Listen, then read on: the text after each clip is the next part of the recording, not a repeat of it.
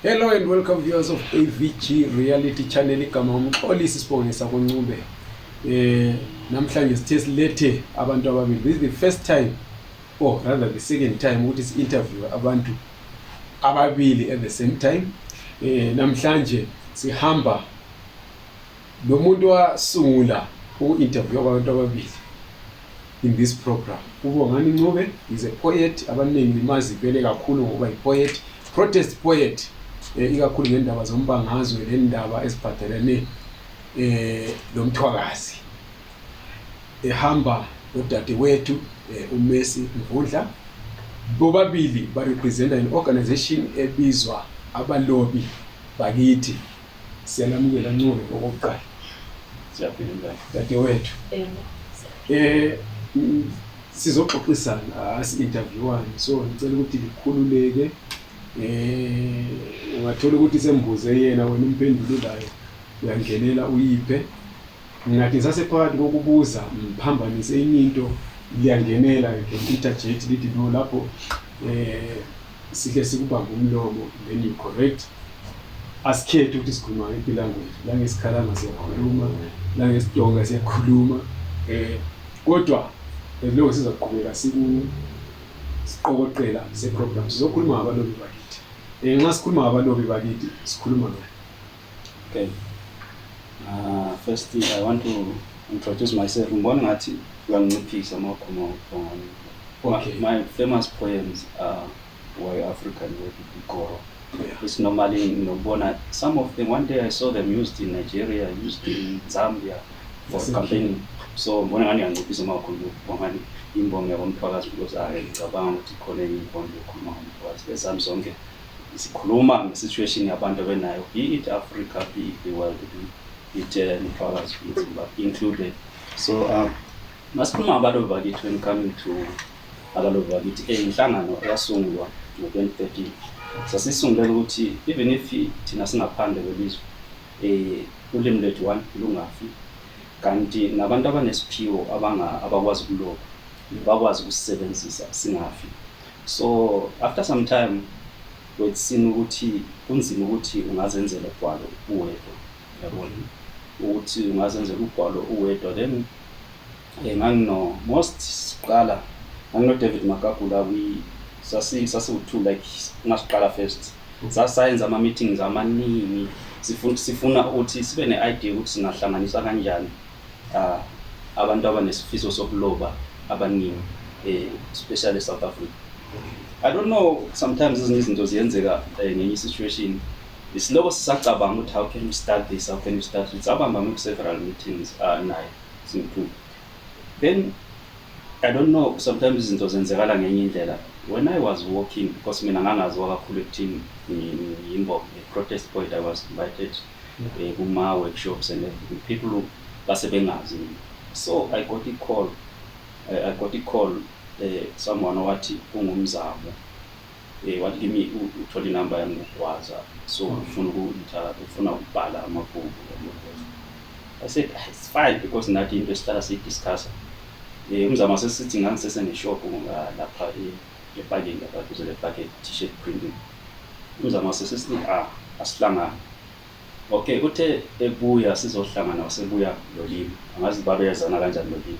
I discovered ukuthi bonke vele bafuna one thing, ukuthi bona mhlambe labo benze something efana nathi noma kakho uthando dala uyapha. Then wasebuya lolimi. Kungakapheli iviki ngazofonelwa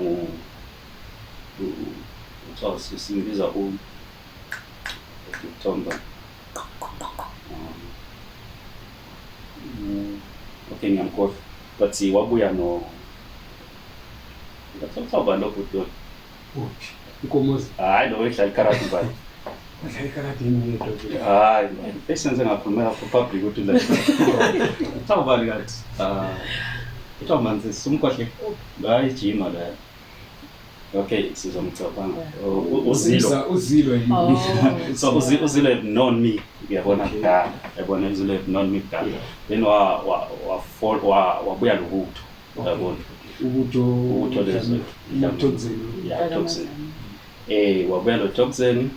sabuya sakhuluma something esiyenzile wasekubuya uVodloza just called what I call from angazi ukuthi how did that happen because in a 1 week I've got 2 calls ekhona nomfana lo bathi bathathe ngikhohle ngeke ngisamcabanga but I've got about 3 calls about 4 calls in a week bekhuluma ngento efanayo then we arranged madoda la into esihlala siyikhuluma yabona then babuya sahlangana wazobuya bathi saqala sahlangana ngabiza uMagagulo sahlangana nabo saxoxa then we agreed ukuthi let's form an organization the second meeting kwakuyi-brains Juma Village yabona okuya brains Juma Village second meeting ngoba lo mfana owayesonta nonkosikazi wami unkosikazi wami wayenza i-poetry yabo so ngangibhalela ngihamba yenza i-poetry then falana wayithanda i-poetry then wasebuza ukuthi ngibani ubhale ipromo wasemtshela ukuthi hayi baba Mtokozo wasejayicela amanamba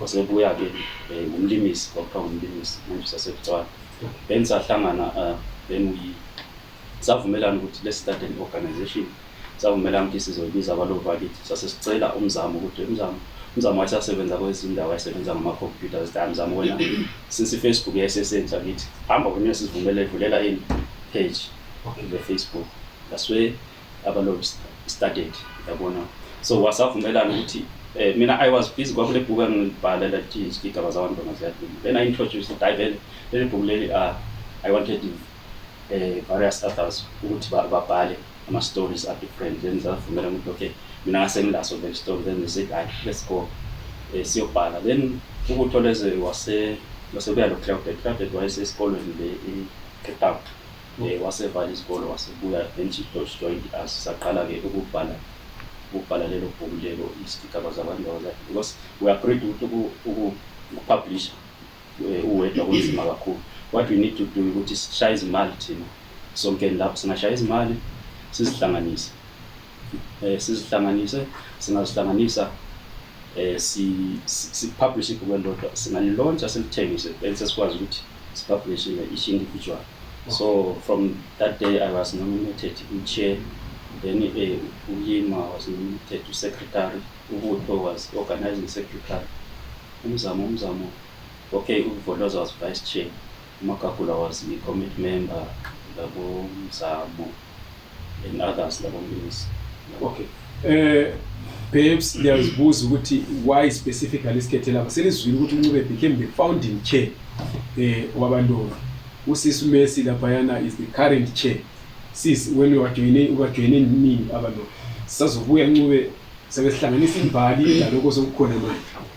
Okay, mina kuthi ukuthi abalovi ngiyezwa ngabo okay ukuhlanganela kwami okwaqala lawo was 2015 was it 2015 but ku launch yes because abantu ngase 2013 okay mina ke I joined like ngaqala ukubazi ku Facebook and then soon ngabona be advertise ukuthi bazoba le launch okay yogwalo lwabo lokuqala izigigaba zabantu ngase which the first time yami was ku launch okay yes then ke ukubazi kwami ngabazi lapho and then sahlanganyela sasebenzisana ansazanye lami ngabe ngisaye emuva ukucorrecta njengokuthi ukuthi uma ulapho okhulume khona sibe le AGM yethu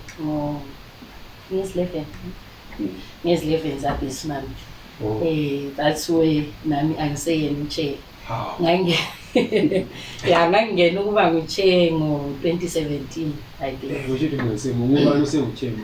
okay ngu-News Mthunzi uvice wakhe engubhutongani you're big yes so ngathatha laphana isihlalo sokuchair ngo-2017 okay singaqhuba labalobi 2017 2018 19 20 21 22 23 for iminyaka ewu-6 okuyikuthi angibusodli nxa usithi ngiwuchair ngibe nguchair abantu baze bakhohlwa ukuthi yes ngoba ngigcine this month like kulamaviki nje ngingasuchair so angeke ngithi uphumile endleleni kanjalo and then kube nzima khona 2017 ngithatha kwathi 2018 19 lapho kube khona impela lapho besicabanga ukuthi hayi siyavala sithi hayi Why? abalobi hayi ama challenges bemaningi kakhulu Ngoba kudelelwa umuntu ongumama. hey angazi ama challenges bemaningi kakhulu with I think okunye ama challenges akhona asuke engayisiwo lawa anjani engingathi into elisuka lihlangabezana lazo suke zingasiyo into ezirong but thina ezabantu sithatha izinto ngendlela etshiyeneyo. Let's take for instance njengoba ubhude eyibali leqaleni ukuthi inhloso kwakuyini. Yeah. So inhloso nxa kuyikuthi kusizwane ukuthi kusizwane ukupublisha amabhuku like yes individual libe lincedisana financially and then when you see ukuthi sengibonile kumbe ngiyabona ukuthi nginga from lapha ngasebenzisa lokho ulwazi sendithwele lapha lolwazi sendithwele lapha then ngiyezenzela something uyabona. That's not a bad thing. Yes but thina ezabantu uma sesikuthatha lokhana kumbe siyaphuma kumbe senzani sesiqala ukwenza ngathi kulento ebingahambi kahle phakathi so yikho mina ngithe kumbe indlela esiphatheka ngayo iyo engisusileyo kanti wena usukutholile lokho wena obukufuna. Yes then kwaba kuningi khona lokho kwaba kuningi kakhulu ukuthi ngingathi ukuthi hayi lami ngeke ngathi ukuthi hayi kuphelile. Hayi siyakubongela ngoba ayizange ibhola sasidlala imalalisa thina sikhula ibhola alilalela ngakuwo kuthi ukuthi alilalanga kahle ngoba la usuyende overdo umuntu. Yes angizange ngamake sure khona lokho okukhulumayo yikho ukuthi ngangihlala phansi ngizibuza ukuthi ngendlela engizazi ngakhona ngibe sengithwa I failed ukwenza lokho I fought kakhulu ngazama impela hayi kuyathembisa. Hayi sisazobuya kuma problems ehlangene yazi manje kakhulu ama challenges lami ngiyaba involved kwamanye ngikhona liqale abalobi. Is it a company, is it a cooperative, is it an NGO, how is it registered? Okay, it's an NPO, non-profit making organization, so it was registered as an NPO. Okay, so there was a time where you were inviting abantu to join what it was as if it's a mass movement thing or of some sort. Lilama members amangani right now singabala ama followers on Facebook because lama me follower but I'm not a member of abalobi. So lilama members amangani registered members and do they join ngokubhadala imali ethile? Is there a subscription fee? Benza kanjani? Ngizacela ukuyiphendula. Okay. Njengoba ngitshilo ukuthi sike saba lama challenges abantu abaningi like I can say ukuthi almost everyone selabantu very few people abebethi ayisasala sifambela. Okay. So abantu abaningi bebevele sebe okay ngingathi ukuthi angeke ngithi bebevele sebeyekile but ngizosebenzisa itheme ukuthi bese belahlile ithemba. Okay. Ukuthi abalobi bazoba khona. There were few of us nathi ebesisele lapho mainly I think yimi ngabo news Mthunzi uzlo Bonikeli Beauty Ndlovu Mathambo Qakalala for Christopher Ncube or Alana to name the few nje abanye ngiyabakhohlwa Dorcas Ncube. You know ukuthi sike sasala sekuyikuthi I executive team yiyo ama members. Maybe before we forget kwenzakaleni ungani into leyakuchisa kakhulu lichayene kulabantu abayubhadala ama subscription libhalisha abantu babaleka bekubanga kwenzakaleni kahle. As for mina angeke ngibeke kahle ukuthi ngibone ukuthi kwenzakaleni but engingakutsho kube khona abanye abaphumayo publishing. It wasn't all about publishing but phakathi kuqembu kani uyabona kube ngathi kulama groups but libe li organization eyi1 kube ngathi kulama groups ukuthi kule group le then there kuba khona ukuthi hayi thina sizohamba la lapha i-opinion yami umbono wami hey ngaleso sikhathi nawe ngekho esikhundleni. Well, that was that's why yes that was yes it was like mina bengiyi-committee member. I was there ku executive but bengiyi-committee member, so I didn't know much ukuthi lapha kuhamba njani, only to realize ukuthi after ukuthi so bekuso lokhu utsho bekulapha lokhu kulapha yes, and then engakathathi ngizacela ukucacisa le eyama subscriptions ama-monthly ukuthi abantu bayabhadala. Ngokwesivumelwano bekuyikuthi to keep us going, i-joining fee bekuyi-10 rand, bekuyi-100 rand angithi, then i-monthly sub kuyi-10 rand kuphela. La manje isaseku-10 rand yabaloli ebhadalwa ngemonth ayikakakhuphuki la. So layo beyisenzela ukuthi makupublishiwe kwangahlangana kahle. Sometimes uthola ukuthi imali yokuprinta nezani ukwenza amakhava kuba kunengi, and then esalayo ukuthi lenzele omunye umuntu iproject elandelayo yabe ingasekho enough. So that's where it came ukuthi sibe sihlanganisa ama-10 rand lawo, and then kube lesikhwama. Otherwise the organization was registered was it 2018? Yes, 2018 after ngithatha kwahlala I think a year, and then sayi-register kunzima kakhulu. Then we just made sure ukuthi thina esisele esibambileyo and as register any organization siyenze ukuthi ibe semthethweni, so that sizokwazi ukuthi sivule ne-account into ezinjalo sikwazi ukubeka lokho okuncane sikucele ebantwini besikuthola. Okay. Ngobe inteni ngasezoyithatha kuwe like I said kulokhu of course mina zangibe imember yabalobi and engabe ngikwazi ngikuzwa ngabantu mhlawumbe into endlula benyeya kumbe abathe bangifonela bathi ndoda hamba ukubhala lokho and banenge abathi ngibhale so kulento enje eyenzakalayo kukhona like ngisitsho ukuthi is unverified information, but ngiqala ngizwe kuwe ukhuluma ukuthi usisi into ayikhuluma siyayazi, baningi phandle abangayaziyo, baningi futhi abayaziyo, abanye bayazi ngendlela ezingayisizo, abanye bangabe beyazi ngendlela eziyizo, but because akukaze ukukhulunywe ngakho ku-official kwahamba njani into ezenza ukuthi because abalobi ngiqala uku-attend abalobi. I remember ngiwawungi-invitile really celebrate something lapana nakumagagula eJubek Park, it was underground, ibaningi kakhulu la ngiphi ithuba ngakhuluma, and what I said, and if you still remember, angikhohlwa, I won against ama-split. So kwenzakalani? Okay, I want to applaud Omes after taking off. They managed to regroup and I say organization. That was great. They always cut la person esasinzima originally, because I remember me nothing. But what really happened?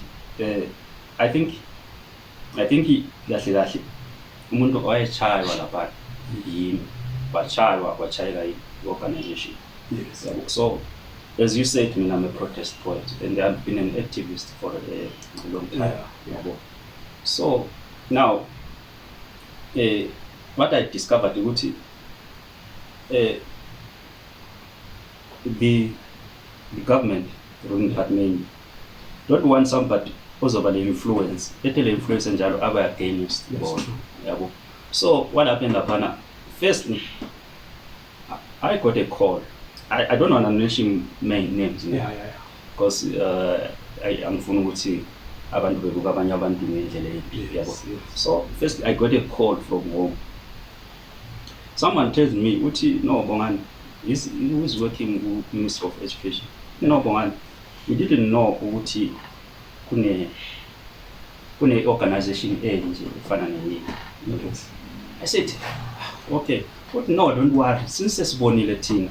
Organization enkulu eSouth Africa sasifisa ukuthi kube lento ezinje wozani likuphi emhlahlandlela yabona lizothatha imali lemali ebekuye emhlahlandlela thina mina I'm political conscious dala nge-activist vele ngiyazi ukuthi akula umuntu ongakusukela nje yabona akunika imali engafuni lutho so I said hayi thina asina problem le mali because the way esaseta ngayo organization yethu ukuthi set up the team is self funding then this guy wahlala wangifonela futhi but you know what wangani bathi babhala ku Facebook you know what niyawazi ukuthi alivunyelwa nini ukuthi libhale ngama disturbance asemathebeleleni ama-80s yabo akaphendulwanga yimi ngedwa because ngicabanga kahle bagcina sebesilwa lobutho lezo yabo lobutho so mina ngathi no this is our history yabo if we can write ngomzilikazi yabo if we can write ngomzilikazi sivunyelwa ukubhala ngomzilikazi why singavunyelwa ukubhala ngento esizibone ngamehlo because mina ama disturbance amathebelele ngiwabonile ngamehlo bengena isikolo mina ngo84 from like ngo83 vele sibona from 84 vele siwabonile sasihlala thina isikhathi eside isikole sihlala 2 weeks ungakazi ufake lo themlonyeni yabona sisidla idlelele sidla kuphola lothangazana laba whatever amakiwa yabona so it's something I'd seen ngamehlo so wena mazongitshela ukuthi uyangivumela ukuthi ngibhale ngomzilikazi but ngingabhali ngento engiyibonile so I refused me. I said no we can't yabo that's why my first book umhlaba alwaqinisa okay it was more of from a struggle till what happened angisho ngama 80s so ngayala mina yabo ngayala so I'd seen ukuthi yala sengenza mistake because what they did wabuya futhi they sent someone from home wa approach Mathambo wathi no mina I'm just a member there ufuna ubongani yabo ufuna ubongani okay uthi afika it was the very day I was launching my book walanda ulima wakhuluma lo lima wami no lima is political conscious ulima is political conscious akusumuntu njengamanje ungene nje simple yabo so lima wami ignore yabo wakwata they started writing bad things about lobby and everything yabo so what they did now they approached abantu abangekho political conscious because yabona if you go to an ordinary person who says phela lapha madoda sishaywa igovernment osishaywa but ethi yabona bese kubuya kude kuyokuthi ayikhona kusho bona abantu abakhuluma ngabo bayasazi ukushuthi yabo nganabo abantu bazehlulekela sebesukela abantu yabo so what they did now they couldn't get us because at the same time kwaba lesikhathi abas accuse khona bathina si political party why singafuni ukubekhaya yabo and ubutho wasend ukuthi ayihlangana nabantu abasonjalo but they didn't come yabo senza sesitshelwa ubutho phela sibone newspaper abantu laba abasabuyanga so yabo so now it was like now sebehlulekile ukuthi basingene then they started to use people abangekho political conscious about situations yabona ukuthi ayindoda wena mawungayenza so yabona I got a message ukuthi linali umuntu afike wathi ayikuthi linali likubalobi ma but thina besifuna ukunikeza imali yabona understand thina besifuna ukunikeza imali manje abantu bayala man uthatha imali wena woza ngapha yabona woza ngapha thina sokunikeza imali ulokhu nje uqala ukuzibhalela wethu yabo so we were divided ngaleyo ndlela and they met abantwana bakithi abangekho political conscious ukuthi vele babe ngakunanzelela ukuthi la they are being used yabo so it was bigger than what they thought yabo it was bigger than that it was bigger because we refused to go under imali emhlafanda and they wanted to give us money and then control us bese besitshela ukuthi hayi wena bhala ukuthi nokuthi bhala ukuthi nokuthi ungakubhala but for the fact ukuthi we refused to go thatha imali they couldn't control us and you cannot control abantu outside the country outside diaspora so all those things they happened ngaleyo ndlela yabo so mina when they saw abantu growing they were becoming dangerous to them because now there is this organization which is growing even ama branch ebutswana ekhaya and they are led by someone who is anti-government yabo so that's why washaya mina so that kuchitheke yabo so nami I was like nasengonde ala the problem ekhona yimi la or because njengomuntu obe activist sometimes ngiyabutshela ukuthi ngike ngalanda ngalanda so wangumuntu nje obhekwe I remember sometime I was told after we formed the organization that was my school my future I was told kula mabhuku wami ayaluweyo endaweni engaka because it was kule gama ngiyabo ngani ngibona. Okay. So what I'm saying now, if you say thina sashaywa yabona sathi sishaya babefuna ukusebenzisa sayala basebesishaya then basebesebenzisa abantu abaziyo ukuthi lava we can use them because they are not political conscious abasisi into lezi as a politics. That's how we were beaten. Okay, ngifuna ukuthi clarify la. Lucky enough, like I've said, most of the things that you talk about, I even know the person that you're talking about. That's why I feel like because an approach was made to me at the same day, same event. But in front of the are we fine? You've got anecdotes where you say the government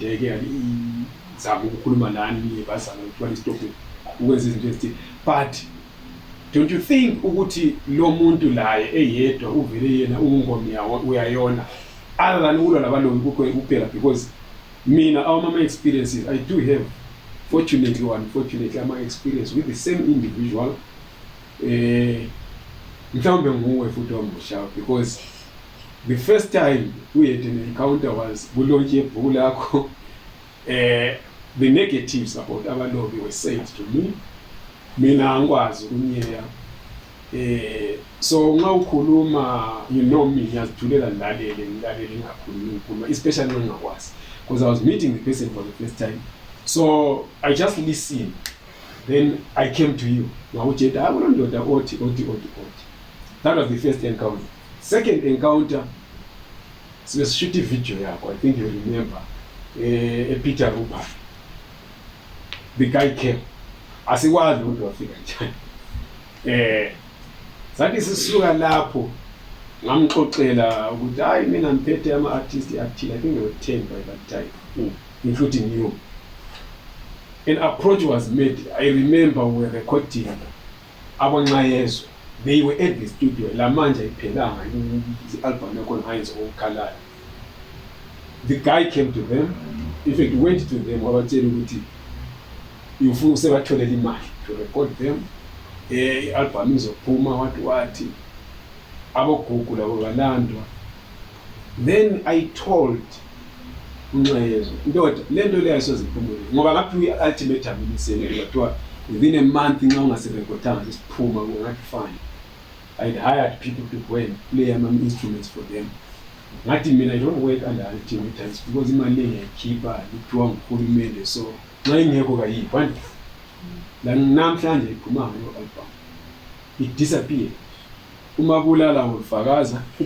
Mabulala came up with the idea kaNcindi wathi umdala uzozafa encubeni kungelanto ebambekayo echile, ngicela ukumletha ukhuluma usebenze la. Ngathi no uNcindi ayi record him but ufuna ama-poems akhe because ama-poems amadala Ncindi doesn't write poems. Afuna i-soundtrack, I will need to write soundtrack ngapsheye laye avume. Savumelana noNcindi zukuzu ngixoxe nalo muntu zuzu uNcindi usengumuntu osebuya lapha setholelo isponsor uMabulala sevalelwa phandle. Mina yimi sponsor sangikhona. Ngathi ayi Mabulala nxa unisungekho phakathi ngoba mina ngenzela wena uNcindi ngimazi ngambona ngisesikolo eperforma but ngicelwe nguwe, so nxa usungekho phakathi angisekho. Yaphela indaba kaNcindi. Wabuya maningi kakhulu uCruise was shooting izinto zakhe esithi ezemafletini kodwa yiyeka drop this name ezemafletini. So ngizama ukuthi kwezinye indawo of course uhulumende siyamazi, especially uma kukhuluma indaba ze-Ukhurawonde. Vele iZANU-PF doesn't want us to talk about Ukhurawonde, especially nxa usuyibhala ngendlela ezaqondisa imbali yakhona embi, because a book doesn't die, lizahlala likhona. But also ngicabanga ukuthi lapho abarongo khona kumele sibabeke berongo, kodwa labantu abarongo phakathi kwethu abamba bediliza bengongoma yayona, whether they work for the state or not, labo must be exposed for who they are. Wenze ukuthi sibe kwazi ukuthi impi esiyilwayo asiyilwi nohulumende. Okay, mangangenela lapho wona, do you think umuntu because of umona nje kodwa kungela lutho kwakhe ngambe ediliza izinto abaningi kakhulu emphazini? Abaningi kakhulu. Why I'm saying this, ayeke umuntu ohambe emonela sonke. The reason why I'm saying this, this guy was sent angisho. Yeah. But the first guy engikhuluma ngayo who was ku-Ministry of Education is a different guy usihlala ekhaya based ekhaya wathi ngesemfonela esithi kunjalo thina siyavula abethu abelobi bodwa betsholotsho funa ukuvula abalobi betsholotsho and then there was book he wrote then ibook lakhona vele was pro ruling part yabo. So besisithi bavula abalobi basetsholotsho bodwa. So then this guy was sent before angithi kwasekune Facebook before mina ngimazi yabona I went ngam research on Facebook. Okay. Then if someone wants to help me as somebody who is anti-government anti-ruling party, now if someone wants to help me but mawusiyacheka lapha no profile umthole eminye minister ye-government or no MP which is MP part yabona yikho okwangenza ngaba suspicious because first I went to Madlela une problem la so about Madlela hayi ngibona uthanda ukususpect izinto wena vele so I said I did the research and I want to know this guy can't be friends with these people and want to help me at the same time yabo. So what mina engakufika ukuthi no ngikhulumela umuntu loya ole ekhaya. Then there is this guy coming in. It simply means to me this guy is sent by those people. Esayala imali yabo. Yeah, but Ncube, mina you've seen my photos on. I've got photos. I went home last year. I have photos with the MP who happens to be my uncle foot and former headmaster. He's a minister now.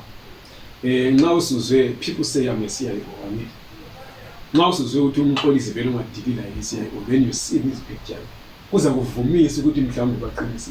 Don't you think ukuthi wena mhlawumbe lawe because we are paranoid. Let me say that. Lami paranoid.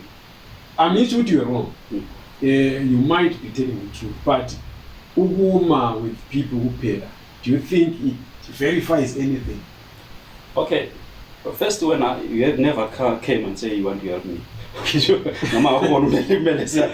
Because mina ngiyazi ukuthi vele I'm anti this angisho yabona. So sometimes abantu bangathi when we say angifuni manga I always stand because angaze ngubone wena uwenza umsebenzi oyenza mina because ukukhuluma kuphela it's not a problem but ukwenza even if abantu bengachonga uyisiyawo usebenzela uhulumeni ukwenza kwakho that's what mina ngikubheka kakhulu.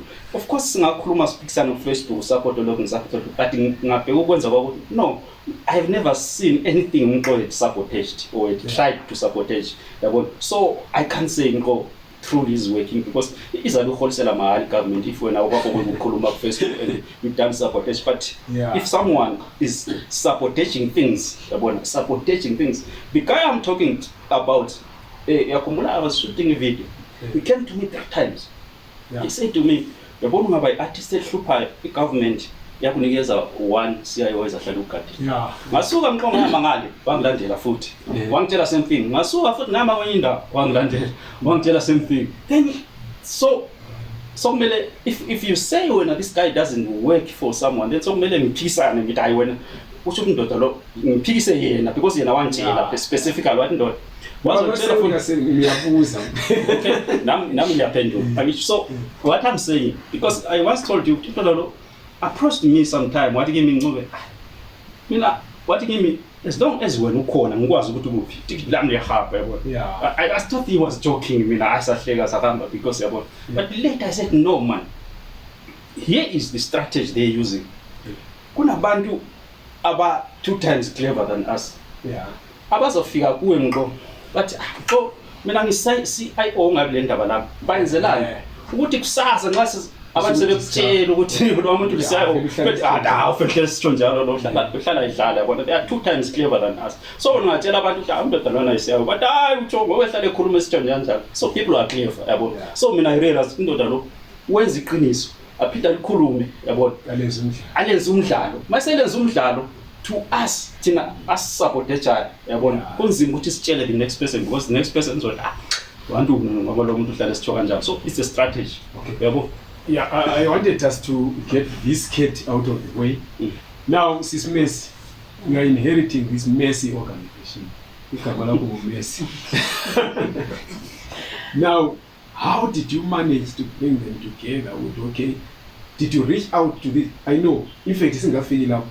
I remember ngafakwa kwenye igroup kwakulabalobi khona wathola kuthukwana kuthiwa wena bongane ne-dictator ngagcina ngami ngingena imsindo yangikhona because mina wathuka umuntu wakoncule lami vele siyathathana so wathiwa wena bongane ne-dictator wathiwa ngagcina lami sengingene phakathi so kuningi into zakhona. Do you think ukuthi it was outside influence or lawe you went overstayed ungu-chairperson kumbe wena kungalalela abanye abantu vele? No, I didn't overstay because it was 4 years. I'm a good listener njengoba la ngikulalela. So kwaba nje kwaba le disturbance ukuthi some people wanted to control the organization. You know, what I can say ukuthi kungabi lento safaka ukuthi kungabi lento influential outside the country engacontrolable yabo. So mina I think I was a wrong person to lead the organization at that time because I was an activist yabona. Nansaziwa as a protest poet. But ukubhala was activism. So now if the organization was led by an innocent someone yabona kwa dangerous ukuthi organization leadwe yimi ibe noma kakula phakathi yabo. So these people are well-known activists yabona who are anti-government. So the mistake yaba khona lapha, if it was led by umuntu ongazelwa lutho ongekho political active yabona sasingeke sishaywe ngaleyandlela yabona. Now kwasetshenziswa abantwana bakithi who were not politically conscious, we were not aware of into the politics, they were just being used yabona against us. So that's why they were told ukuthi yabongani dictator ubongani whatever. You find ukuthi umuntu yathi ni dictator but angasho ukuthi ayibongani dictator lokho ngalokho. So they stayed for 4 years with them. Yes. So now that cancels the whole thing which you overstayed. Angazi good dictatorship because I've never been led by you. But now let me clarify this. You were not the wrong person to lead it. If anything, you were the right person to lead it because we don't just write because if you want to say it's because ukubhala is an emotion. Kulenye emotion obona ukuthi unga-acta on it physically. Either uyafa kumbe uyabulala. So you want to unleash that demon in phakathi wakho because you are aching to say something. So you were the right person, especially at the time besikiyo because this was the time when iMatabeleland, especially from outside South Africa, from outside Zimbabwe, it found its voice because you know ukuthi iMatabeleland was silenced. Kuthe usithi 1987 kusayini unity accord iMatabeleland display. Then sizakuza sixolela sithina siyathanda indaba kakhulu. Then we came to a point where in 2000 we got new hope where there was a new party sayivotela sonke. I think they nearly won every seat in Matabeleland. Split sika 2005 is the one that showed us what in one last umile Matabeleland is for them. So the time then you came, you became an amplification of a voice that was already there. Yiko ungathi uyabheka abalobi bakithi uMaskandi and a lot of other things zeMatabeleland legama elithi Mthwakazi livuke lama kakhulu ngaleso sikhathi. It was because so if anybody else had led the organization you would have found ukuthi that voice obekumele izwakala igcine ingasezwakalanga futhi because imali leyibiza phuma babe bedilute these things ezizwakala emagcini. So lina you became an enforcement and amplification of that voice, although lonke belingabhali politics, but so laba ngizama ukuthi ukukhulule ukuthi you are not the wrong person. So sis wena uthatha lapha the past chairman obekhona sokulenkulumo ngaye sokulabantu asebephumile sokuliwa kube kwabizana ngama-CIO la uncube wabizana ngama-CIO right. Umuntu ongumama khona lapho kulamadoda phela ama-giant ayesila kakhulu ekholini nestage kuthiwa asibuya athi esikoleni sichaya right. Usuthatha wena udiyo oluphukileyo kanjani, how do you bring it back to them? Okwakuqala ngathi njengoba ubhutechilo lami ngizacicizelela ukuthi akalidanga ngesikhathi esirong. Yes. Ngicabanga ukuthi yonke iprocess yabalobi bakithi if kukhona istage esajampekayo mhlawumbe ngalibaba lobi lamanje abekho. Yes. Ngoba mina if ngaqala ukuhola abalobi ngalezo zikhathi azichoyo. Angicabanga ukuthi lami ngangizokwazi ngoba at least yena wayele idea yokwazi ukubona ukuthi lokhu kwenzeka because of that akhangela. And then mina angisiwe umuntu ongena kakhulu endabeni zepolitics. Ngiyaxolisa, yes ngilapho kimi but ngusebenzisa ngendlela ephansi okokuthi sometimes ungathi I don't care. One, and then two, akekho umuntu obengazi. Okay. Angaziwanga umuntu ngalutho uyabo. And then khona bekusiza, and I don't think futhi ukuthi ngihlele sizwa abantu bethu njalo angazi how but ngiyakwazi lami angisi umuntu approacheka kalula ukuthi umuntu abuya athi why usenza lokho. Akukho easy. So khona lapho ngizothi behind the scenes ngoba loba bengiphambili but akekho bekwazi ubuzokwazi ukuthi kuthiwa uchair nguMamvundla. But ungabe kwazi uMamvundla wakhona I remember ngahlala kakhulu ku organization njengoba ngithi ukuthi ngaqala ngo2013 khona lapho kuba lobi abantu beqala. Abantu abanengi 2013 after 4 years ukubongana ephuma. Kuthiwa kuthiwa ngibe nguchair. Baba khona babuzayo ukuthi ungubani yena lo owakuphi ovela ngapi asimazi. Ngibuzwa ngabantu abale 2 years labale 1 year bejoin abalobi ukuthi ngubani uMessi uyabo. So I think konke lokho kunsizile ngoba akuzange ngilinyazwe izinto eziningi kakhulu. Awuzaba uyistudio sir. Bajo kanengi and then bengela ndaba ngoba la khona uBhutibongani uyazi ukuthi engenza into uma ngifuna ukuthi hayi le bhuti mina ngiboni so ngiyamtshela. So bekungikhulula ngisazi ukuthi no uma ekhuluma ulutho ungayisilo ngiyamtshela uyakwazi la ukuthi angivumi konke akutshoyo. So kwaba nzima khona lokho kutshoyo ukuthi hayi kwathiwa singabotitisi bakabongani. Yes laba khona lahlala isikhathi eside. Njengakumbe futhi abanye abantu.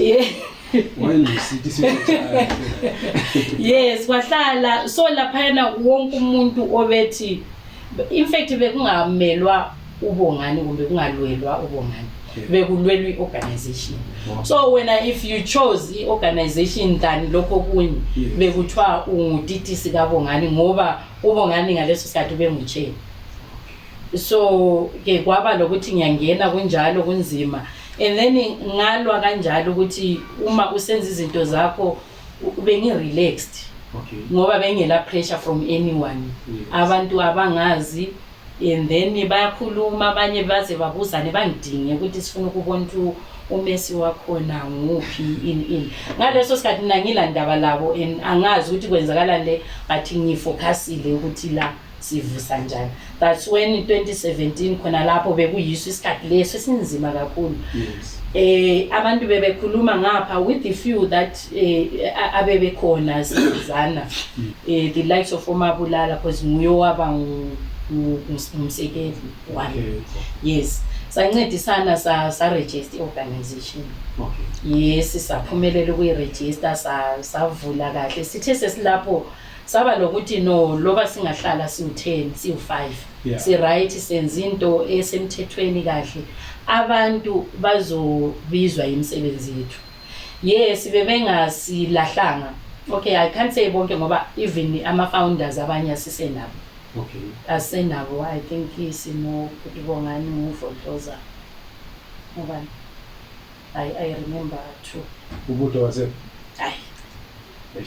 so silaba mthu kuphela yibo abebe lokhu beseceleni sizama lapho sizama impela.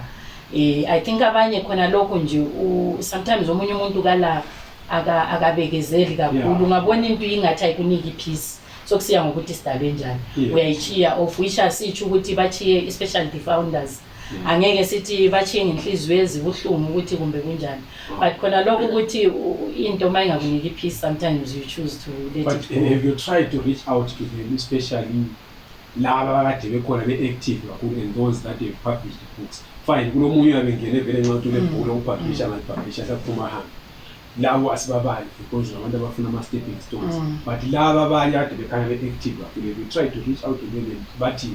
Mina personally ngiya-reach out almost kuyo wonke umuntu okuba lobby, like ukuba lobby angisababizi ukuthi ngabantu engisebenze labo vele they are part of i-family yami, Yes. like kakhulu. So I reach out ngaleyo ndlela, okay, ukuthi ngiyazwa ukuthi uyafuna sikhulume ngakho kwabalobi, then bese ngikuzwa mansiza ukuthi no, I think yakho interested ngakho lokho, then siyaqhuba khona ukuthi ngumfowethu vele siyazana from lapha. But so far ukuthi ngizothuba nile problem, especially the founders laba bake bangena baholi organization, I think is right, just because just only ukuthi abanye sebephila. Yes. Okay. Right. Siyeni endabeni ezimnandi. How many books have you published? By the way? Okay, singakafika endabeni ezimnandi. Kanifaya into ekhulumileyo. Yeah. What I once called CIO. Mina ngiyazi umuntu engambiza nge-CIO uyi-1. Yeah. I want to clarify to uyi-1 and I don't regret it and I will never regret it. Labo abatshelwa kwathiwa mina ngibabize ngama-CIO, I went and discussed, and what I said to them, if when I believe ukuthi mina I called you a CIO, I apologize, but I didn't do that. Hayi angakhuluma lawo, mina I'm one person ukuthi singaphoxana singazwani. I will call you, sihlale endlini, we close the door, we talk, see two, I don't want anybody, and ngiyazizela emuntwini fike nje ukuthi so let's meet sibe u2 sixoxe lapho. But those who were told ukuthi mina ngababiza ngama-CIO, I went to them, I said hayi mina umuntu akambiza i-CIO uyi-1 and I don't regret it. I can even call him CIO again. But Yeah. Nina ngikaze ngibize ngithi CIO. What I've seen, i-problem nina ukhona umunye ngamlanda, I'm just, no, there is a problem la. Nina niyasetshenziswa but wayala angisho but hayi nali naliyasetshenziswa, you are used as a stepping stone. Abona ukuthi they want this yabo. But I want to clarify that, and I want to apologize to those who were told mina ngibabize, because on the other thing, CIO, it's not everybody who is CIO. CIO is somebody or intelligent or frankly or fundle and or intelligent. You can't work for intelligence and you're not intelligent. Yeah. So I know who I called CIO and I don't regret it, because I told me, Lord, as long as I know where you are, I'm safe. So usengayiphikela nama iphikela asho ukuthi mhlawumbe wayedlala mhlawumbe wasibini, but that's the one guy I called. Abanye that's why ngithi kwasetshenziswa abantwana bakithi ababangekho political conscious, they were just used and bebengekho aware. They would believe what they were told ukuthi Bongani is dictating us, Bongani is doing this and that and that, but they were not aware. But there was one thing, iqiniso after sometimes liyazivelela, because most of them came to me after yabona some I thought ukuthi thina subtithe izubhudwethes normal yabona. So iqiniso ekugcineni liyazi. So that's why sometimes you don't have to chase ukuthi abantu batheni ngawe. Abantu after some time ungazokhulunywa kanjani iqiniso balibona ngawe. Kathi lapha ngizasitshelwa amanga lapha yabo. So in terms of books ngidlulisele ngakho. Okay, singabuye emabhukwini. So raising, there is another reason appeal for a split. Let me not say split, because ngabe splitter kuyabe sokufunywa another abalobi kwenye. For ukuphuma kwabanye abantu. Kuthiwa abathi ukuthi nguwe, ngifuna ukugamba mama. Kodwa kwakuthiwa leso sikhathi. Kulo muntu kulabantu abasuggest ukuthi njengoba singabalobi la sihlangene baba labo mama, why don't we open an abalobi, I mean a wing yabo mama eyabibheke izidingo zabo mama within abalobi. Kwaba lo muntu owaphendulayo kaqanjwanga lo muntu wathi I think it was in a group, I'm not sure, WhatsApp, waphendula abantu bathi no, okucabanga lokho kaphuma yenzo kwakhe. then kwaba labantu abaqembukayo bengomama bafoma i-organization. This one, it wasn't said in a negative way ukuthi kumbeni kuthiwa wena wrong ubani wrong, but kwathiwa kulabantu who didn't want to entertain that idea, and this organization wasn't formed because kuyaliwa, but was formed because of the need to attend to izidingo zabomama. Okay. For instance, first ngicela ukuqala maybe before Okay. ukuthi then uzajoin. Yeah. Mina ikakhulu I think futhi ngesikhathi ngikhuluma ngikhohlwe ukusuggest ukuthi especially nxa kungathi kulomsindo, Yes. like khona kwama groups, Yes. I think okunye okwayenza ukuthi abantu bethi abangazi, ngabona you know ukuthi besilama branches, Joburg branch Yes, or yes, in yes. so there was a time la mengalandwayo ukuthi why ngingekho because bengingekho ngamphumile. Okay. Ngikhitshwa like kuma groups kona lokuthi ngiyalandelela everything ukuthi kwenziwa lokho then makulama launch makufuneka yonke into efuneka ngiyenza, but ukudelelana kakhulu kwabantu sometimes kuyasuka kungikhiphe, then ngaphuma ngakhetha ukuthi ngingabi le branch. Okay. Bengingela branch by then. So angazi ukuthi kusengenzeka ukuthi kwa raiswa khona lapho ku group ye WhatsApp because kungama branches. Okay. And then ngifisa ukuthi by the time mina labanye omama sifaka the need, like sikhuluma ukuthi hayi singomama thina asizange sicele nzima. Okay. Asizange sicele like sabika ukuthi singomama siyaphuma sile khona lethu. Okay. La manje lilokhu likhona labo mama kuba lobe libizwa omama bokuthula, umuntu olokusivakatshela kuma launch ulokubona sometimes labo baba babe ngakwazi laba khona nini khona sekulesikhathi, but ukuthi nami angazi ukuthi I think angikho sure, but I think yes after is split because angisekho sure ukuthi mina bese ngingenile. Yes, so ngifuna just ukukuchaza ukuthi ngingazi njalo angeke umphikise umuntu mayitsho njalo. One ngoba angizwanga like into eyangeqayo ukuthi khona abacelile banzange ngabona, but ke lami futhi ezi umuntu ongumama, but amboni ipoint yokuthi kube le group yabo mama ayizanga lami, like ukuthi omunye umuntu sengathi ngoba besokuhola umama yikho bebona ukuthi kube le qembu labo mama. Angisakhumbula ukuthi yezalo bani, but it wasn't me. Okay, ngiqala ukuyizwa ke le mntu.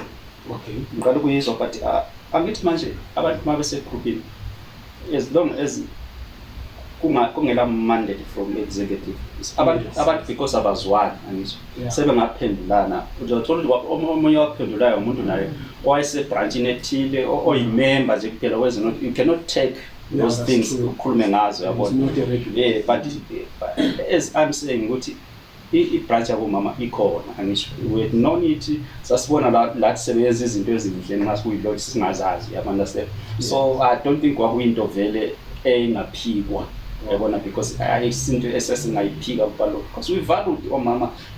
That's why we had a chairman omama, even we executive sasinabo mama, so they would have raised it to die dinaliyala ukuthi siyenza into kwakulabo mama vele ku executive. So ngiyaqala ukuyizwa, but I don't think it's somebody eyachiwo umuntu one authority, into ababezikhulumela endaweni zabo mhlawumbe nabangazwani nabo omunye waphendula kanjalo. I don't wanna dispute it ukuthi into engekho, but ngiqala ukuyizwa it might be ukuthi ngabantu ababezixoxela because lithi ayifika. Yeah, plus organizational very like you're saying all of branches. If we decision here is serious, people would have taken maybe by 5 minutes as a resolution by submit. But of course thina ukuthi ngoba siqala ama organizations egoli sikwazi ukuthi organization irana njani, ungafaka into ku Facebook kwamini WhatsApp umuntu ayiphiko sithi bonke baphikile. Ngicabanga ukuthi yonke leyo iyaqala kanjalo ukuthi abanye baxoxile omunye waphendula ngiyakhe indlela. Yeah, because what was a group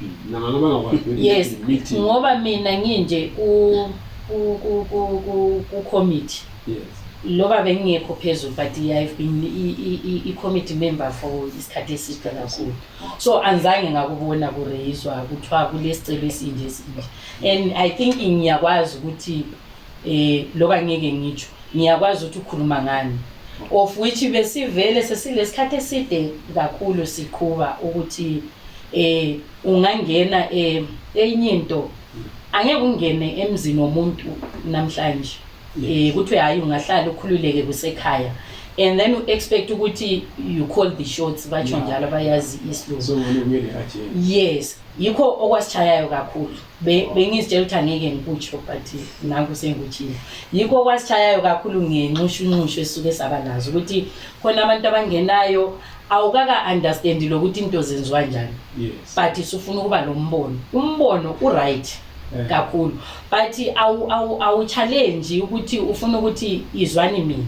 Yeah. Asilalelane and then uthi ukuthi hi I'm saying this because of this, then lakho uxoxiswana definitely lizophuma lento right. Yeah, because now join organization oqala uyizwe ivision awufiki ukuthi uyitshintshe. Yes, usutshintsha yes ngoba sekungathi udivert la esiyakhona sufuna siye la ukufuna khona wena and inhloso yethu ayisikokuxabanisa abantu bakithi, ayisikokumba amanxeba amadala, kodwa sifuna ukuthi lo muntu oqala iorganization yakhe kusasa athathe ama-challenges abahlangane lawo awafake engqondweni then abeke endleleni indlela zokwagwema.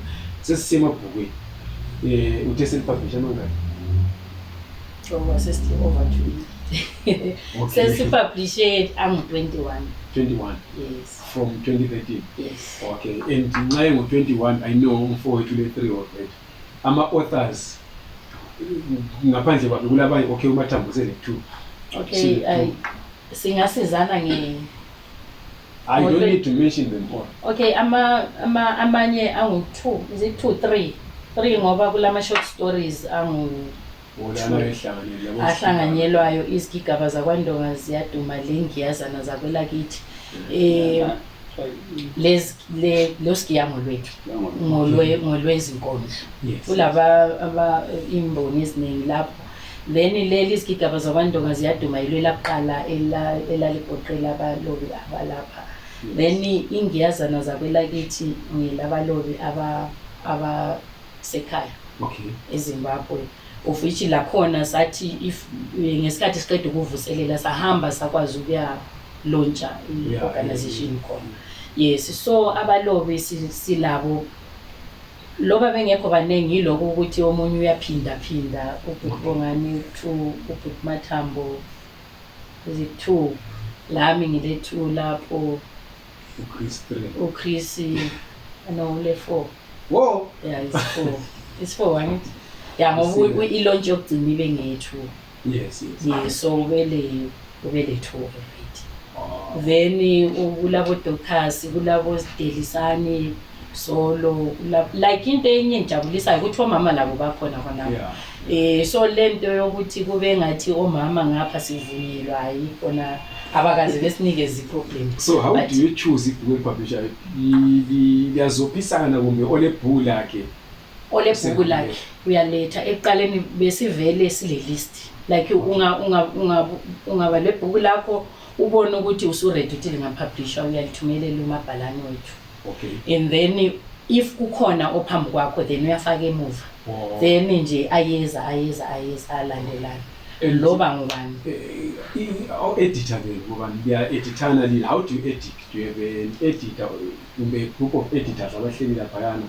Okay, thina ku editing team yethu siyakhangelana ukuthi abantu uyabona mali khuluma kumbe lisenza kumbe omunye edala. Uyakwazi ukubona ukuthi lo engasiza here and there. So kodwa asivaleli umuntu phandle. Into esiyenzayo ukuthi siyabizana sibe sendaweni eyi1 sihlangane si-edit ozizwa ukuthi uyakwazi ukuqondisa. Then siyaqondisana lapho then kulalapho abanye abantu abayazi ulimi njengobo ubhuti Mathambo ovodloza. Then we try ukuthi basondele si edite siphinda njengoba singaso ma professionals siphindaphinde simbize umlobi abuye aziphindele abone ukuthi indlela esenze ngayo iyamjabulisa, siphinde sibuyele futhi senze lokho kuthiwa i-proofreading, and then-ke sesibukhipha ugwalo if umlobi esitsho ukuthi usesuthisekile. Okay, do you have a team of academics maybe ukuthi nxa seliqedile la editor lithathe lise kubo ngani ize professor somewhere we-language or I think writer ikhulume la ikhulume ukuthi hayi lapha ngeza so lapha ngeza so. I think lapho yikho ebesingakafiki khona. Yikho ebesingakafiki. Okay. Eqaleni we had sasingahambiseki exactly ama-books, maybe hambise one like what we did kuma-writers amadala. Okay, yes. Bayenze i-proofreading ekhaya, but angithi nathi ngokuya kwesikhathi sabona ukuthi this thing can be done. You understand? So, but I mean, we can just sit as editors around the table. Siphikisana, which is I think will dama results are better because akusumbono umuntu oyedwa. We discuss ukuthi hayi omunye hayi lokho akho right. Sikudiscuss sikubona ukuthi this is right. So nxa discuss lapha ni discuss, do you have maybe set time okay lapha si discuss storyline, then kwenye episode sesiya discuss i-language, kwenye punctuation, everything. Yabo sazi ukuthi khona umuntu ogood vele ku-punctuation ukuthi njengo Chris yazi Chris keep punctuation mathamba ugood ku-language ubani good, then bese storyline sesisizale sisibheka sonke ukuthi but does this make sense ukuthi ubani wasuka lapha wahamba wagcina lapha. Yes. Then ama-facts like do you look at those as well ukuthi okay umuntu usebhala ngasematopo for example, lethi uma ebhala ngematopo lapha ubhala mhlawumbe ngehlahla somgoma, but there is no sihlahla somgoma because nxa umuntu efunda ibhuku for example kufanele ukuthi nxa engumuntu wasematopo ebona kukhulunywa maybe nge-vegetation yalapho kumbe ngezihlahla zalapho angathi laba bayawumana la. Do you look at those as well? Yes, ama-facts, because ama-facts ngokuya kwesikhathi axabanisa, especially in terms of one history. Let's give example, ungabhala certain usiko lwesikhalangane oluthile engela proof nakho. Understand that? Very book lapho sometimes seliphuxe wonke umuntu wesikhalangane, otherwise bazoba against that. So before ubhala into effect, you do a proper research. Research and understand. So especially into ezifana labo history, into ethile wenzakela into ethile ngesikhathi. For instance, mina I written book umhlaba olaqiniso with a story of Brown is involved. Ungabheka wonke lama stories are true stories, a fiction based on true stories. Stories laphana zonke zayenzeka because I studied CCJP Breaking the Silence. So I studied it Breaking the Silence. Ngasibona zonke istory. So if you see mina ngibhala story about Brown, noma singasenza fiction, it's true. So that umuntu engabuya ezombuza ukuthi no wakhuluma abafana abawu5 abagqitshelwa bephila beseplan. Then I go to Breaking the Silence CCJP now. These boys were killed. So but mina zabe sokufake fictional. Uyabona ngani ngifake as fiction. Hayi kuyabongeka lokho umsebenzi wenu wayibuza ngama-editors ambuzeli ukuthi uvele ngithi mina kule nto wrong esengiyiphikile, I haven't picked up anything but ngibona i-direction ekuthini lilamabhuku that have been chosen as ama-set books mangaki kanje 5 ake nje lathi lisizwa kuthiwa the first one to be chosen kabani lapho ngelamathambo. No, what happened lapana thina first mapula mabhuku ithiwa isigigaba zabantu abangazethu thina sezwa, I don't know how did it go, sezwa sebel order from Lupane University yabo. Okay, sebethi bafuna isigigaba sesitshela abantu befuna bedemand ukuthi no ufuna ibhuku lingakwazi singakwazi lihambe kanjani, then amanye mhlawumbe sisimesena nguye on a clear how did they get it. So lona lapha ngelokuqala angikwazi laba lokuqala whatever but sezwa thina abaqali balitshele leni bapha ngudobha ibhuku phela ezokuthiwa si no isimsek bastel. I think i-university is doing it different way. Okay, into esilokuyenza kulokuthi nxa kulesikhathi nje phakathi kwesikhathi sithole i-information maybe from abanye abasekhaya ukuthi silethe izingwalo. Yes. Then siyazithatha sizihlanganise sizihambise. Okay. Then kuke kwaba lethuba elinjalo sahambisa lapho yabuya ke incwadi lobi ibinga-addresswa ngakithi as i-organization but kuhle bekuyi-information yakhona isuke yaya kibo direct abalobi okuyi umbango wedlozi ubekhethiwe yes la kaButi Chris angu-2 phakathi kwelitshe nembokodo lo ngangingazi yes and then kwase kuba ngelikaVodloza then elikaVodloza walikhipha outside engekho ayikalikhipha ngaphansi kwe-organization yes but siyalibala ngoba uVodloza sisebenza sisaselayo yes kuko konke so-ke 5 ngesigigaba zabantu ngaziyadona so ngesikhathi liqala linuza ukuthi sokuleli ibhuku lelo selithethwe layenza iSetBook how did it feel layenzani lafonelana lajabula that feeling injani sajabula kakhulu I remember kutsho ngokubona kwami sengikhumbulile ukuthi waqala elikaButi Chris phakathi kwelitshe lembokodo ngoba ngiyakhumbula ukuthi saba lo mcimbi esake sawenza oh yes leli kalima ngiyena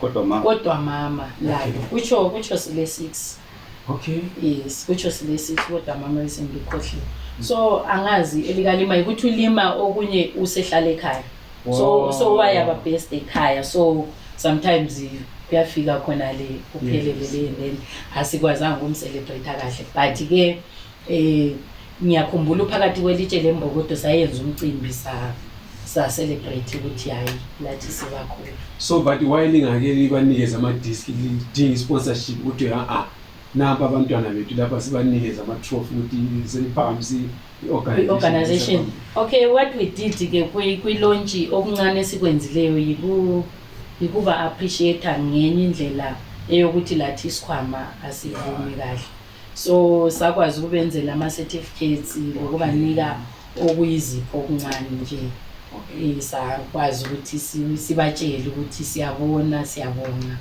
siyasiqhenya okay other than getting that recognition which is a feel good thing ukuthi hayi ibhula mseqokiwe lapha ukuthi libe yiSetBook yini enye into igovernment elenzelayo nxa isikhethe ibhuku ukuthi libe yiSetBook they order abemaningi lithola imali they give you some money ukuthi sesisebenzisa material how do they go about it because ngiyeza ukuthi amabhuku futhi kabathengi just take a photocopy amaningi hayi abasenzeli lutho like ebantwini lakithi ukuthi ngelinye ilanga nxa uloba usenza into oyithandayo awubi le ndaba lokuthi utholayo I think kufuna ube njalo ngoba eqinisweni ungazi ube la ngu4 ethethwe kuthiwa angama SetBook but uyakuzo nje kuyafana but don't you feel ukuthi lina no there must be something that they point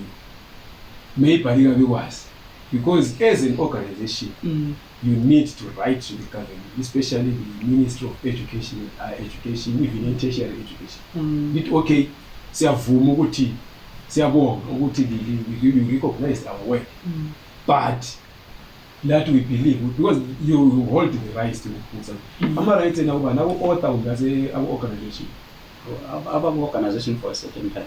Right. Yes. So by that, but even we just say phumile as an author, there must be an agreement that you sign with the author. What not? Ibhuku lipublishe lathi. Even ngakho after 20 years, thina lathi kukhona uncane nesithi ngiyambone eBoreni, ungatrainer ijunior, ithengwe ngenye team, there must be compensation ebhadalwayo. So I think you need to involve the team of lawyers. Send advice. You need to involve, you need legal advice because you cannot be writing books for free. Fine, then lenzani liqinisa ulokhu lilondoloza ulimi, you are expressing yourselves, you're telling your stories, but at the end of the day alehlukananga nomuntu oculayo. Umuntu oculayo nxa ingoma yakhe idlala uyaphiwa imali. So why would and ukubhala ibhuku is even more difficult than ukubhala ingoma nokujayiva. So I think you need normal assist. You need to do something with the government owes you something. Lami ngicabanga kanjalo ngoba sike sahlala phansi sixoxa nje ikakhulukazi abanye sekungathi kunzima ngesikhathi kunzima. Yes. Sathi asibuyeleni ku drawing board sibone ukuthi sihamba ngaphi kaphi. Mhlawumbe okunye sizablame abantu phandle kanti abantu abayikho happy. And then sakhangela ukuthi abalobi bona ba happy yini nxa i-organization ithatha ama rights ibabambe. Then savumelana ukuthi no asivumeni si-organization ukuthi thina sizasiza kuphela umlobi. And then kulesikhathi I think sekule maybe 4 years umlobi mayiqeda ukubhala ubhalo lwakhe uyabona ukuthi kwenzakalani, siyasiza siba khona, savumelana ukuthi okay ungasichiyi kodwa ke abe khona. Okuyikho ukuthi siyavuma ukuthi even i-organization ingasafara but umlobi abe right ngamandla akhe. Sithembe yena umlobi uthi uzokwazi ukubuya futhi back kithi ngabanjani akwazi ukusebenzisana lathi asiphoselele nxa ephosela, but khathesi sizothi baphosela ini abayithethe. So umuntu uyazithengisela yena, siyamncedisa konke. Okay. Siyamncedisa yonke into lokukhangisa ugwalo lwakhe siyamncedisa, but esikutshoyo percentage lina lithola nezinto sithola 10% kuphela. How is this sustainable? Lile sponsor? Asila sponsor. It's just kuphuma enhlizweni zethu kuphela ukuthi you know ukuthi of course abakudala they were being exploited. Unkosikazi wami happens to be umchana kaBernard Dimando wabhala umzila. If uChris has told you before, our first books ngakhuluma kulonje ibhuku likaChris lapha. We wrote ngabhala ibhuku lesindebele ngalahleka ngahle ngakhala ansasabi isindebele. So uChris Lambi, mina I introduced uChris to this guy, uBernard Dimando. uBernard uzalwa logogo kankosikazi wami ozalwa endabuleni. So uBernard edited our first book. Do you know how much they were getting? 5%. Umlobi ubethola 5% of ama royalties. I'm not saying that yenza njalo. Lina of course you are doing this out of goodwill, but there needs to be kathi selba lutwana futhi. Kumele kube sustainable. Kwenze kusasa abalobi bengavuke ngekho. Kumbe omunye umuntu angathi ngapublish ibhuku lakhe li1 or so that people don't use you, let me say. Umuntu afika publish ibhuku li1 ngoba kana mali. Asuke lapha bale. Yeah, so kusenzile kaningi. Uyabona? So it must be sustainable. Abo mambo press lana bebengaphili on goodwill. Yiba kade be exploiter abantu. But lina even if you say okay 50-50, the organization must live, and abelo lo mfana ohleli lapha wena uzafuna umlo. Organization yakisingeko. Wena le bhuku kade lisafe. So I think either you have a sponsor at the NPO, why they are applying Hey, sesike saza. ama grants. Okay, sometimes people le advice Yeah. kuyasiza ukuthi uma lokhu uhamba Manje abantu bazayithatha oncube. Yeah, the other thing. kumele ubuya kimi mina Wathi kulotshwa ibhuku amabhuku elethu. Do you remember what I said? Homa wena. Yeah, Homa wena. Do you remember what I said? It wasn't the first time.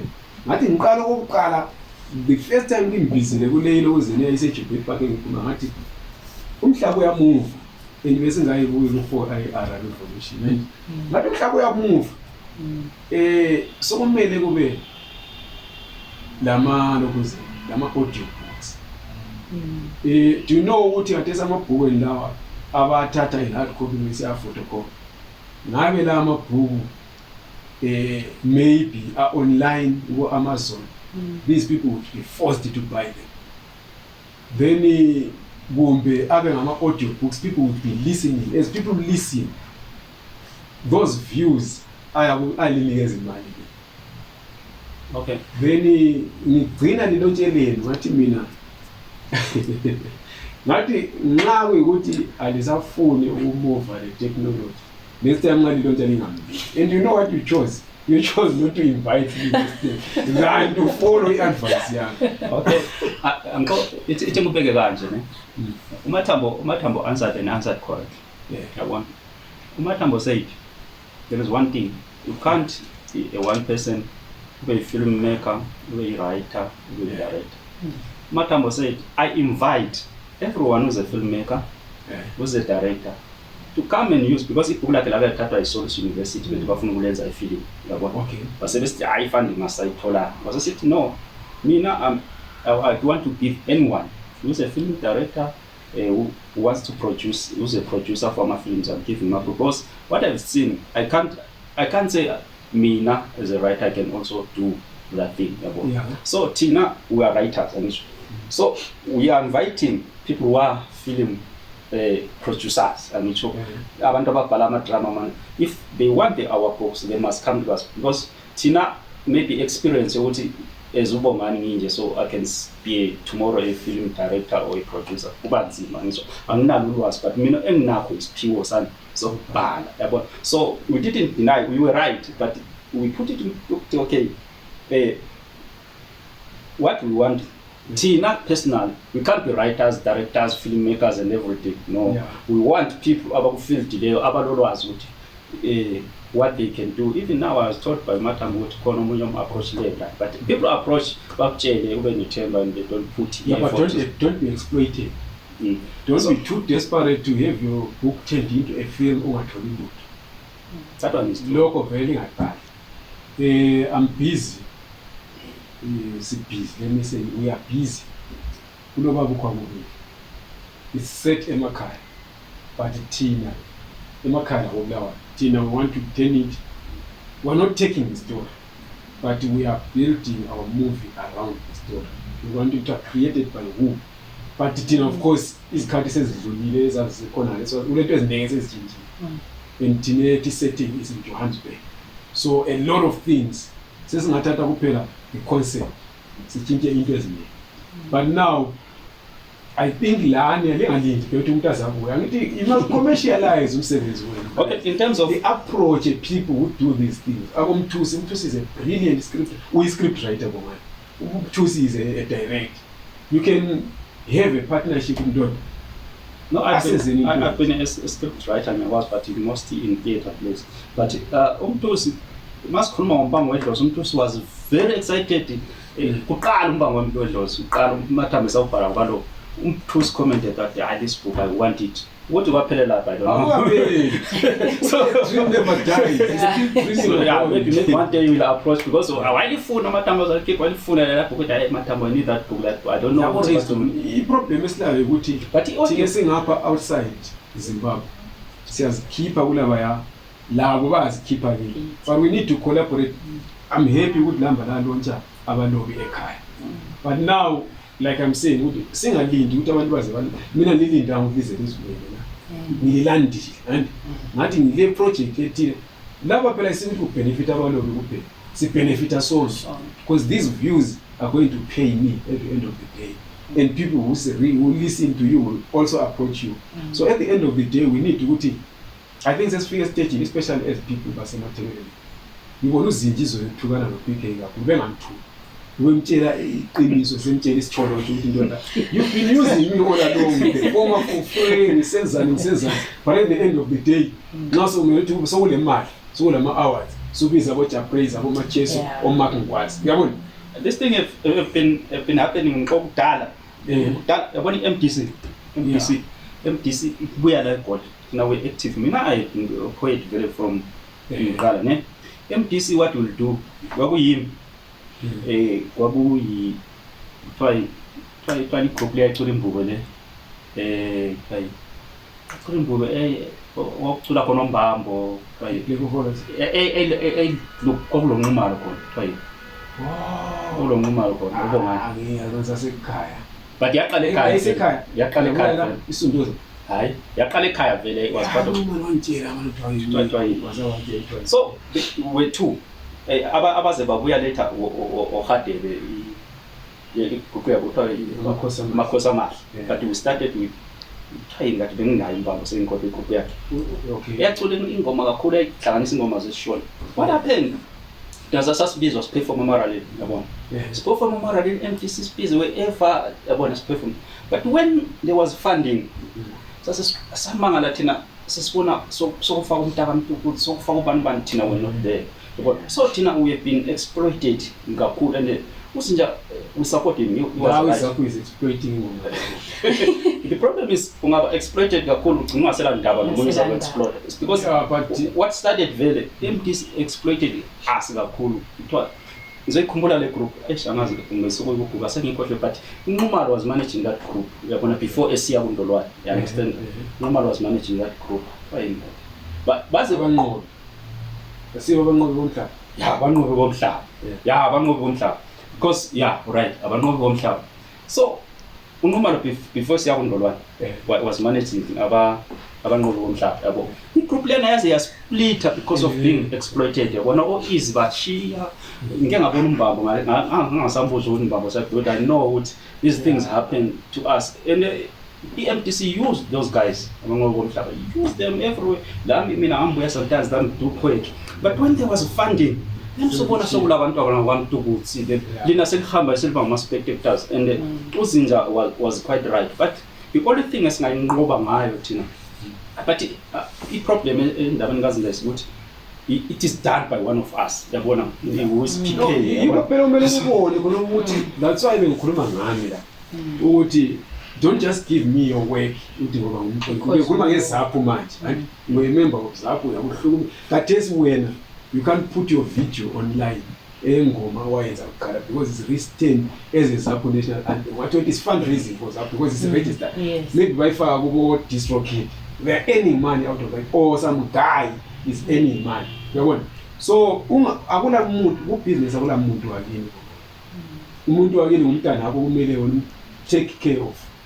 Sis umntana akho nami nguye umuntu wakini because uyenzela awuvuke kusebenza nomxoliso womuntu wemathekeni. So we need to be very uzinja la wabaye chinga ethi bhuti embiza bhuti emhloniphi. Uzinja is a very respectful guy, but angaze mbone isonto eso ya izolo bekwatile uzinja ethi yena lento le because he has been used more than 5 times. Umuntu ngaso kubhede sezachawa ngabantu so kumele wena ubhali game.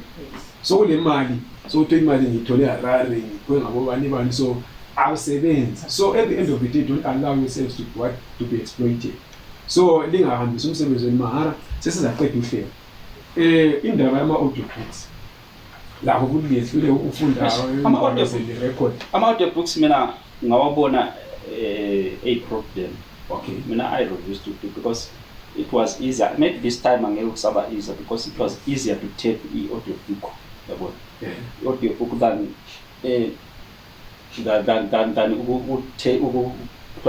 photocopy ibook. This is how you do it. Awulithathi ulithumele abantu, you put it online ukuthi umuntu olilalelayo nxa elilalele you get paid. Nxa elilalele ingoma each download pays more than which means wona ukhuluma what do you that YouTube channel. So not only YouTube, even uyakhona ukuthi ifake ku Spotify. Okay. So umuntu uyabelifaka isikhomba. Okay. Ngasadinga ukuthi because we're moving to a paperless society. You could try e-books. E-book ngela belibhaliwe. Ngela belibhaliwe. Kali download umuntu for free. Oh yeah. Uyalibhadala. But so konke singakhangela kikho mina ngingathi ukuthi ubhuti bongani uke wathi ukuthi awuboni konke awubi bhuti bukho konke. So you need to always explore. That's why ngathi bonisa futhi ngathi mina ongalixwayisa ukuthi have a business desk or business within abantu. It doesn't have to be somebody who knows how to write or a writer. It doesn't have to be someone or a member yabantu. Just where you can go for advice. Abo booked and know or not do. No, one of them help us a lot even with which angle himself. Thank you. These are the people that we need. Like Onotumo will never exploit you. Bukta will never exploit you. But Okolet will never exploit you. But they can give you understand for free. Once you make it audio, someone can download it. Alpha, stick or file.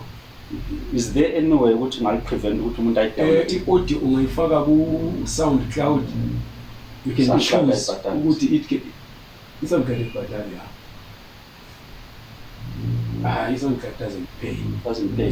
But just angazi kula manje ukuthi but isamhlawumbe ilele uzene ukuthi you cannot download. As long as you cannot download. So I think you can lock ukuthi download. That's why that one. But YouTube you cannot lock ukuthi download. Because the advantage of YouTube ukuthi download.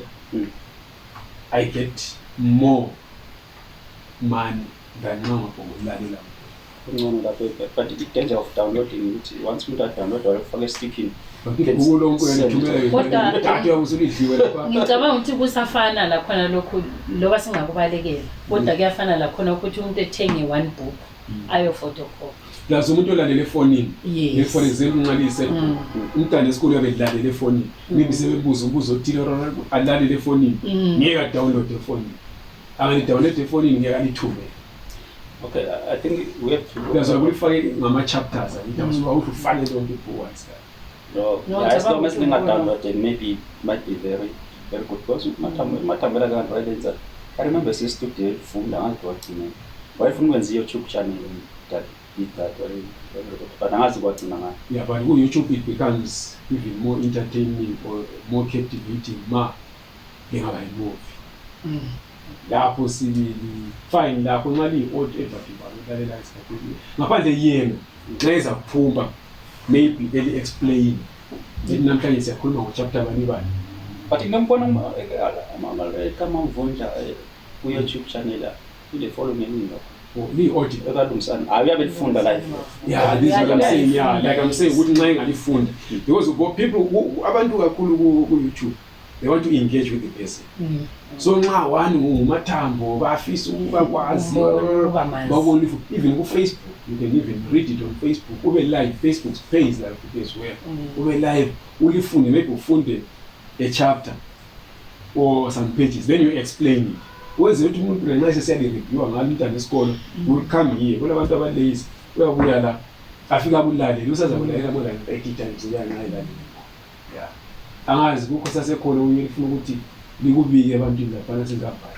Okay, mina on my side ukuthi abantu bakhona and the objectives are still the same. I always say sometimes noma ugijima umuntu ogwena awuzilali lapho kuphela uyavuka uzithatha.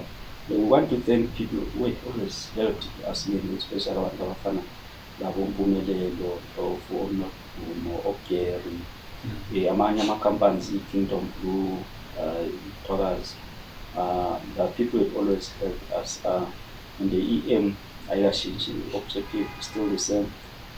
Thanks to abantu abasupported, as you say, kumele sihambe ngesikhathi, but kunabanye abantu who still believe ukuthi they need to see hard copy. So one of the best-selling group in Amatambo is almost 4,000 copies. It's something I don't think even, but I think it's going because no one and benefits. Unlike our writers before, one of our great writers, Tswane Khabonesh, I felt pity.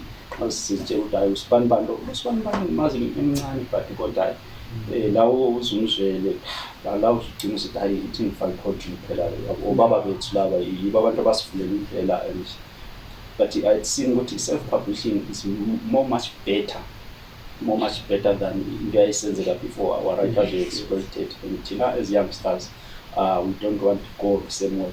So what I'm saying, your organization is still alive. Whatever happened sadlula kukho and you want to go forward and akekho simleqa sometimes ngezinye izinto ezisitestayo empilweni ukuthi si-strong kangakanani, how serious are we, siyabonga ukuthi amabhuku siyofunda esikolweni and thanks everyone who participated abantu ngosowachiyayo nasekhona ngisafuna ukubuya everyone that participated ekuthini size sibe khona la esikhona. Siyabonga sisi, siyabonga kakhulu kuye wonke umuntu obe yingcenye yohambo kuye wonke ithi ungenile wenza okubi waphuma, loba ungenile wenza okuhle waphuma, loba ungenile wenza okuhle usaqhubeka.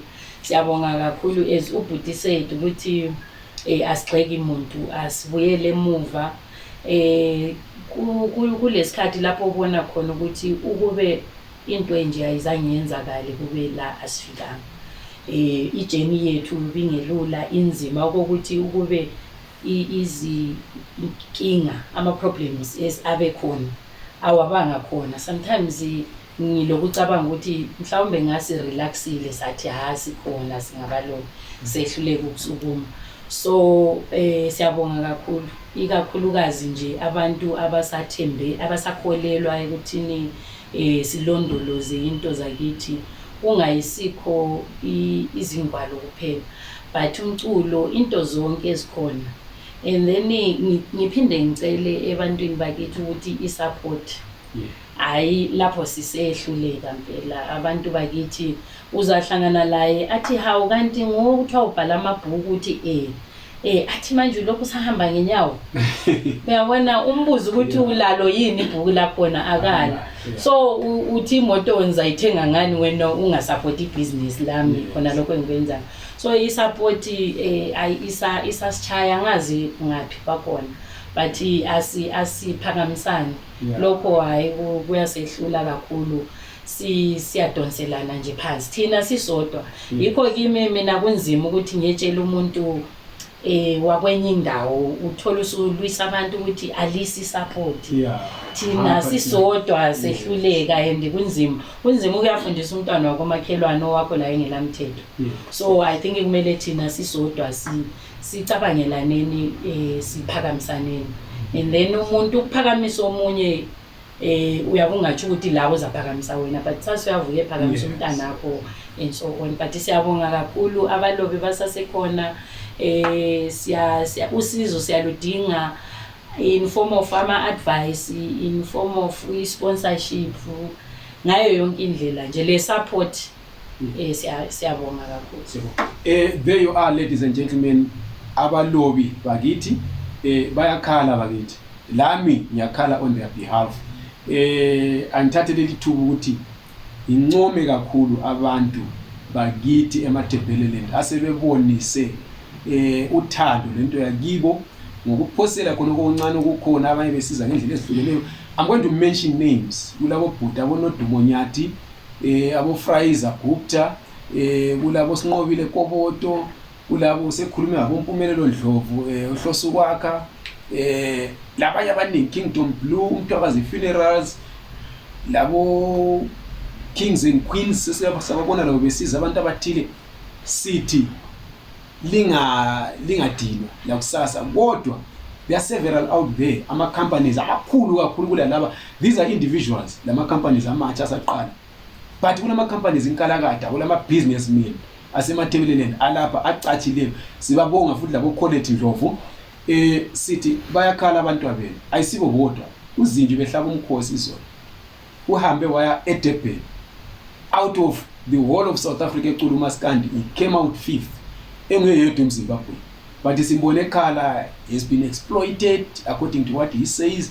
Kulabanye abaculi abafuna ukumgxekela phansi bamthuka bamdelela instead of ukubambelela emahlombe akhe bakhuphuke ngaye bamnyathezela phansi. Umadlela kulabanye abasebemthuka. Let us come together as the people of Matabeleland. Ngibonge out of all the political parties iMthwakazi Republic Party ngiyazi asizwani but I've seen them supporting izinto zaseMatabeleland. This is not a book. This is the time for the people of Matabeleland to come together, because if we don't do it for ourselves, nobody else will do for us. And ekugcineni sizabe sihlala sihlaba umkhosi emakhaya izindawo ziyahamba because we don't have the money to buy that piece of land. Ama mines ahamba, we don't have the money to buy it because kusukela khona la ukuthi nomunye wakho nxa esenza ulutho instead ukuthi umphakamise umnyathezela phansi uhamba umnyeya uya ku Facebook uyamthuka livula ama groups lithuka abantu liya inboxana lithuka abantu. Anyway sichiya lapho sibabonga kakhulu ngoku Grace show yethu. Asiqhubekeni nxa kulento oyenzayo lapho khona ufuna ukuthi sikufaye ku show siyakubiza sikhulume injengayo. Don't forget to subscribe to this channel, like this video and share it. Bye bye.